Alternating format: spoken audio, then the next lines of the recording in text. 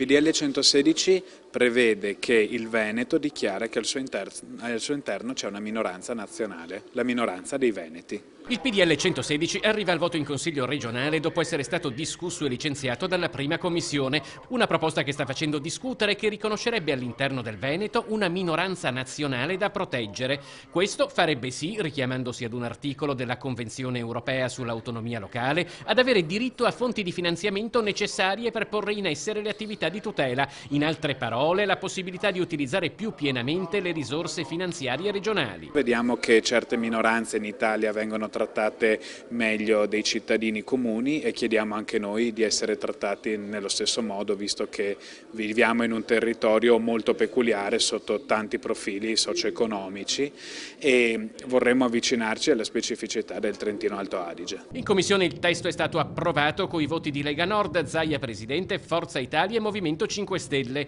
I gruppi tosiani si sono spaccati, contrari Partito Democratico e Alessandra Moretti Presidente. Ora la palla passa all'Assemblea di Palazzo Ferrofini. Lei si sente più italiano o più veneto? E se si sente più veneto, si sente parte di una minoranza nello Stato nazionale italiano? Ma sicuramente io mi sento più veneto che italiano e facente parte di questa minoranza perché mi ritrovo nei caratteri che formano questa minoranza.